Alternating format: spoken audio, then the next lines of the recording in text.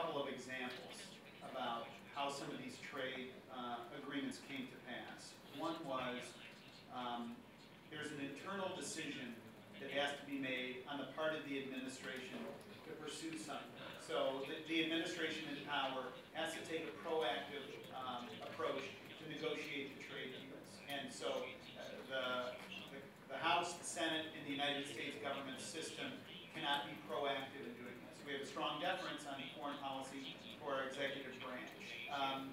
But ultimately, the trade deals that came to pass, they were a long time coming. These were 5 years moving through. The Bush administration did not send them up because then Speaker Pelosi said, if you send them up, the clock starts ticking. They have to be acted on in 60 days, and we're not going to act on them, so don't waste your time and don't send them up. Okay. So now there was a great deal of negotiation that went back and forth between the Obama administration and Republicans on Capitol Hill. I believe that the Obama administration originally wanted to move forward with South Korea once it was negotiated, that the administration negotiated with the changes to allow the U.S. auto footprint in South Korea. And ultimately, Panama made some internal changes that satisfied folks. But the big stumbling block was Colombia. And as you know, there was a perceived labor issue there that was, I think, taken care of years ago, but be that as it may, the administration was very reluctant based on internal politics to move forward. House Republicans said, we're going to move all 3 of these together. We're not going to break them up. Let's move all 3 of them together. And then we did some trade adjustment authority as a compensation internally for displaced folks. All right, so what does that tell you? That tells you that the internal American politics to get to yes was based on the premise that there was a wide range of consensus that this meant American jobs.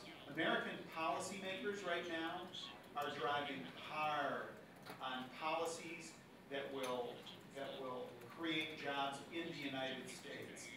Both Congressman Reed and I represent constituencies where our constituents are going to benefit from the export opportunities. And I think that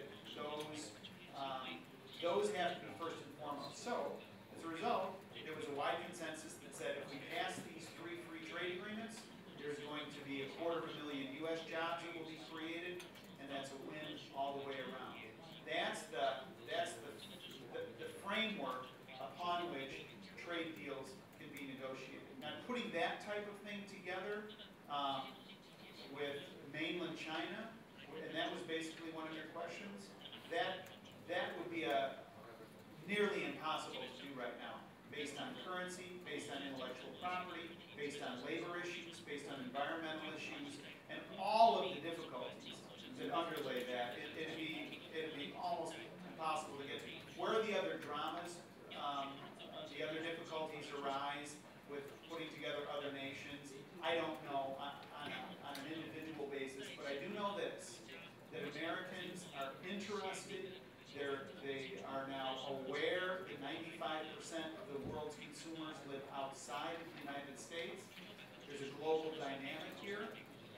And we, like every other nation, we want to put worldwide American companies on the best footing to compete around the world. And we think that on balance, that's a win all the way around. But each of these trade